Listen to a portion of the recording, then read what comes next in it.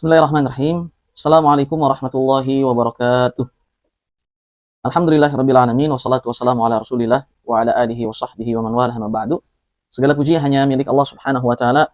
Salawat serta salam semoga selalu tercurahkan kepada nabi kita Nabi Muhammadin sallallahu alaihi wasallam, dan semoga tercurahkan pula kepada segenap keluarganya, sahabat-sahabatnya, dan kepada para pengikutnya hingga akhir zaman. Dan semoga Allah Subhanahu wa taala menjadikan kita semua sebagai pengikut setianya Rasulullah sallallahu alaihi wasallam. Dalam hadis yang diriwayatkan oleh Imam Bukhari dan Imam Muslim bahwa Rasul sallallahu alaihi wasallam bersabda, "Man yuridillahu bihi khairan yufaqihu fid din." Barang siapa yang Allah Subhanahu wa taala menginginkan untuk memberikan kebaikan kepadanya, maka Allah Subhanahu wa taala akan membuatnya faqih terhadap agamanya ini, akan membuatnya paham, memahami agama Allah Subhanahu wa taala ini. Maka artinya salah satu tanda seorang hamba akan Allah berikan kebaikan adalah ia yang Allah mudahkan untuk melangkah menuju bertafaquh fid din, menuju menuntut ilmu Allah Subhanahu wa taala untuk memahami agama dan syariatnya Allah Subhanahu wa taala ini. Maka artinya itu salah satu keistimewaan yang sangat besar yang Allah berikan pada mereka-mereka para penuntut ilmu Allah Subhanahu wa taala dan Rasulnya, para penuntut ilmu syariat, para penuntut ulum Islamiyah. Dan Syekhul Islam Ibnu Taimiyah rahimahullahu taala mengatakan bahwa ilmu syariat itu adalah semua ilmu yang mengantarkan seorang hamba kepada Allah Subhanahu wa taala, maka itulah ilmu syariat Islam. Baik ilmu yang berkaitan dengan Al-Quran Karim, Sunnah Rasul Sallallahu Alaihi Wasallam, ucapan para fuqaha, para ulama kaum muslimin, dan para sahabat, maupun ilmu-ilmu alam yang dengannya ia menjadi tahu tentang kebesaran Allah Subhanahu Wa Taala, menjadi tahu bahwa Allah Subhanahu Wa Taala sang Khalik yang Maha Menciptakan, membuatnya tahu bahwa ia hidup di dunia ini hanya sementara dan ia akan kembali ke negeri akhirat selamanya. Itu entah surga Allah Subhanahu Wa Taala atau selainnya. Semoga Allah Subhanahu Wa Taala menyelamatkan kita di dunia dan hari akhir. Sehingga itulah ilmu syariat Islam. Ilmu yang mengantarkan seorang hamba jadi takut kepada Allah Subhanahu wa taala. Allah Subhanahu wa taala mengangkat derajat orang-orang yang beriman dan diberikan ilmu. Dalam Al-Qur'an Karim Allah Subhanahu wa taala berfirman, "Yarfa'illahu alladhina amanu minkum walladhina utul ilma darajat." Allah akan mengangkat derajat orang-orang yang beriman di antara kalian, dan Allah akan mengangkat derajat orang-orang yang diberikan ilmu oleh Allah Subhanahu wa taala. Maka teman-teman yang dirahmati oleh Allah Subhanahu wa taala, oleh karenanya kita hadir untuk mengkaji bersama, belajar bersama Islam dari nol, belajar Islam bersama, belajar syariat Allah Subhanahu wa taala ini dari nol gitu. Sampai akhirnya Allah membuat hati kita ikhlas di jalan ini dan menerimanya sebagai amal soleh di sisi Allah Subhanahu wa taala. Imam Ibnu Qayyim pun memiliki ucapan yang sangat luar biasa tentang tema ilmu al-ahkam, ilmu tentang hukum, ilmu tentang fikih gitu. Beliau mengatakan bahwa semua ilmu bermanfaat. Tapi jika kita ingin melihat manfaat yang lebih besar, lebih banyak digunakan, lebih banyak bersinggungan dengan kehidupan kita dari awal sampai akhir, itu adalah ilmu ahkam, ilmu fikih gitu. Yang membahas tentang hukum ini apakah boleh atau tidak boleh, mubahkah, mustahabkah, halalkah, haramkah, sunnahkah, dan seterusnya. Maka kita hadir insyaallah taala dalam rangka menuntut ilmu Allah Subhanahu wa taala. Dan kita akan membahas pada kesempatan kali ini yaitu kitab Bidayatul Mutafaqih, langkah awal menuntut ilmu fikih. Ini adalah matan ilmu fikih yang ditulis oleh guru kita, guru kami saat di Mesir, yaitu Syekh Wahid Abdul Salam Bali hafizahullah taala. Ini adalah bagian ibadah. Nanti yang warna merah ini bagian ibadah, ada yang nanti warna lain itu bagian muamalah, kemudian fikih keluarga, kemudian fikih jinayat gitu ya. Dan kitab ini yang akan menjadi pembahasan kita pada kesempatan kali ini. Semoga Allah mudahkan dan semoga Allah istiqomahkan. Jadi ilmu fikih itu membahas 4 hal. Yang pertama, fikih ibadah. Fikih ibadah. Yang kedua, fikih jual beli. Yang ketiga, fikih usrah atau fikih keluarga. Dan yang keempat, fikih jinayat. Tentang pelanggaran-pelanggaran, tindakan-tindakan kriminal, dan apa sih hukumnya. Dan hal-hal yang berkaitan dengan kepemimpinan, pemerintahan, bagaimana hakim menyelesaikan masalah, dan seterusnya.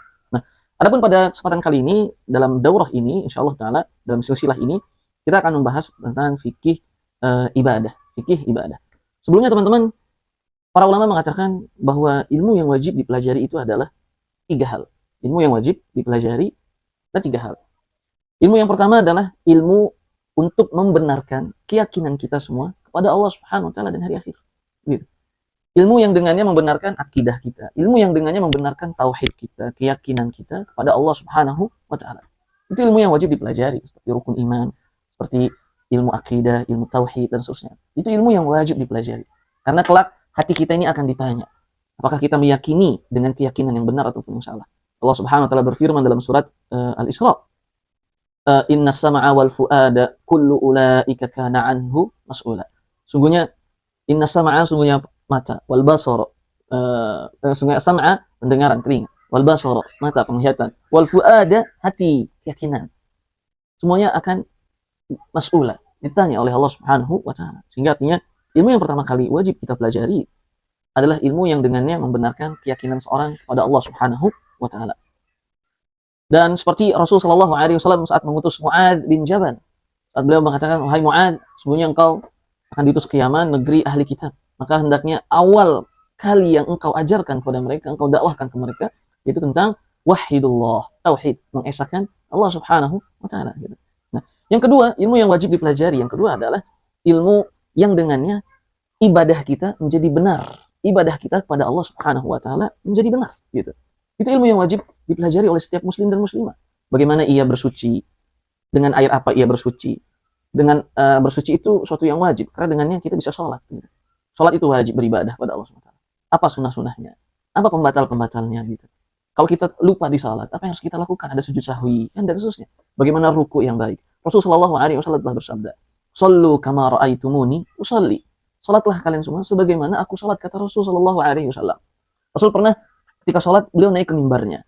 Saat ingin sujud beliau turun dari mimbarnya. Kemudian naik lagi ke mimbarnya. Kemudian Rasul mengatakan, "Aku salat seperti itu agar kalian mengikuti salatku." Artinya ibadah salat kita harus sesuai dengan ibadah salatnya Rasulullah SAW. Maka itulah ilmu yang wajib dipelajari. Rukun Islam, bagaimana zakat, bagaimana saum berpuasa, bagaimana haji dan umrah. Gitu ya, rukun Islam, bagaimana itu syahadat dan seterusnya. Itu ilmu kedua yang wajib dipelajari oleh setiap muslim dan muslimah. Dan yang ketiga adalah ilmu yang berkaitan dengan muamalah, hubungan interaksi dengan sama hamba Allah Subhanahu wa taala lainnya. Dengan tetangga kita, dengan sahabat-sahabat kita, dengan teman-teman kita, atau yang lebih awal, dengan orang tua kita, dengan kakak-kakak, adik-adik kita, keluarga besar kita, paman kita, dengan pasangan kita, dan seluruh manusia. Bagaimana ilmunya? Itu menjadi ilmu yang wajib, yang harus dipelajari oleh setiap muslim dan muslimah. Maka dalam suatu hadis disebutkan bahwa para sahabat datang kepada Rasulullah SAW suatu hari. Beliau mengatakan, ya Rasulullah, ada seorang wanita, siangnya puasa, ahli saum, malamnya ia ahli qiyamul lail, salat malam, baca Quran dan seterusnya. Tapi lisannya Rasulullah, tidak ada orang yang selamat dari keburukan lisannya, dari gangguan lisannya. Karena Rasulullah SAW mengatakan, hiya finnar. Dia di neraka Allah Subhanahu wa taala. Ya subhanallah. Oleh karena para ulama mengatakan begini. Adapun ibadah, semua orang bisa melakukannya dengan baik. Tapi muamalah, interaksi, adab, akhlak dengan sesama manusia, tidak semua orang bisa melakukannya dengan baik. Dan baik atau tidaknya seorang, itu dinilai dari muamalahnya dia kepada orang-orang. Kepada orang yang terdekatnya, maupun orang yang jauhnya. Kepada temannya maupun kepada lawannya. Tentang muamalah gitu. Makanya Allah Subhanahu wa taala berfirman, idfa billati hiya ahsan. Balaslah keburukan itu dengan kebaikan gitu. Nah, jadi artinya sangat tinggi kedudukan orang-orang yang memiliki akhlak mulia, adab mulia, sopan santun yang baik dan seterusnya. Rasulullah SAW mengatakan bahwa pahalanya akhlak mulia itu bisa membalap pahalanya orang yang melakukan ibadah dan puasa. Gitu. Puasa sunnah tentunya ya, akhlak ini gitu. Karena dan hadis lain Rasulullah SAW mengatakan bahwa orang yang paling baik, akmalul mu'minina imanan ahsanuhum khuluqa. Orang yang paling sempurna keimanannya adalah ia yang paling baik akhlaknya. Gitu. Dalam riwayat lain, ia yang paling baik akhlaknya dan yang paling altaf bi ahlihi, dan yang paling lembut, altaf, yang paling menyayangi pada keluarganya. Gitu. Artinya teman-teman yang dirahmati oleh Allah Subhanahu wa taala, itu tiga ilmu yang wajib dipelajari oleh setiap muslim dan muslimah. Dan ilmu-ilmu lain menjadi fardu kifayah. Artinya fardu kifayah itu kalau sudah ada orang yang melakukannya, mempelajarinya, maka gugur kewajiban pada diri kita semua. Artinya misalnya contoh dalam 10 orang ini hukum mempelajari ilmu jual beli itu fardu kifayah. Sebenarnya semuanya wajib. Tapi jika sudah ada yang mempelajarinya dan itu cukup mewakili kita, maka yang semuanya tadi gugur kewajibannya. Jadi sunnah saja. Fardu kifayah itu arti fardu kifayah. Tapi saat kita menjadi pelakunya, maka itu menjadi wajib, fardu ain. Contoh, ilmu jual beli itu fardu kifayah. Karena kita bukan pedagang misalnya. Tapi saat kita menjadi pedagang, maka ilmu itu menjadi wajib bagi kita.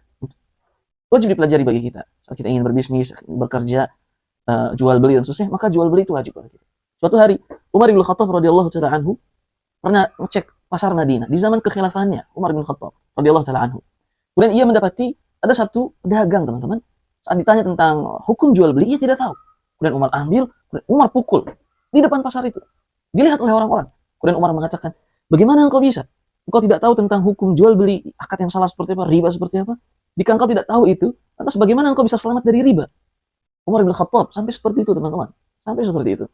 Artinya itu hukum asalnya fardu kifayah. Tapi saat kita menjadi perannya, tokoh utamanya, saat kita menjadi bisnismen, jual beli, tujar dan seterusnya, maka ilmu itu menjadi wajib bagi kita. Kemudian ilmu fikih keluarga, hukum asalnya fardu kifayah. Tapi saat kita berumah tangga, maka ilmu itu menjadi wajib bagi kita, teman-teman. Ilmu itu menjadi wajib, begitu. Nah, begitu juga dalam hal-hal lain. Hukum asalnya fardu kifayah, tapi saat kita menjadi pelakunya, maka ilmu itu menjadi fardu ain untuk kita semua. Maka itulah, teman-teman, yang dirahmati oleh Allah Subhanahu wa taala, sedikit tentang keutamaan menuntut ilmu, ahkam khususnya, ilmu fikih khususnya, dan itulah 3 ilmu yang wajib dipelajari oleh setiap muslim dan muslimah, karena Rasul sallallahu alaihi wasallam bersabda, "Talabul ilmi fardhatun ala kulli muslim." Dalam riwayat lain, wa muslimah, bahwa menuntut ilmu itu adalah wajib bagi setiap muslim laki-laki maupun muslimah yang perempuan. Dan sebagian ulama mengatakan bahwa ilmu yang wajib itu ada 3. Yang pertama, ilmu yang berkaitan dengan keyakinan kita kepada Allah Subhanahu wa taala, akidah, tauhid, dan seterusnya, rukun iman. Dan yang kedua, ilmu tentang ibadah kita kepada Allah Subhanahu wa taala, ilmu fikih ibadah, rukun Islam yang 5. Kemudian ilmu yang berkaitan dengan interaksi kita, muamalah kita dengan orang-orang. Adapun yang selainnya adalah fardu kifayah, tapi saat kita menjadi pelakunya, maka wajib bagi kita untuk mempelajari ilmu-ilmu tersebut, seperti fikih jual beli, kemudian fikih berkeluarga, kemudian ada lagi fikih jinayat, tentang pelanggaran-pelanggaran dalam syariat itu apa dan hukumnya seperti apa, dan ilmu-ilmu lainnya. Itu saja di pertemuan pertama kita ini. Wallahu taala a'la wa a'lam bishawab. Subhanakallahumma wa bihamdika asyhadu an la ilaha illa anta astaghfiruka wa atubu ilaik. Wassalamualaikum warahmatullahi wabarakatuh.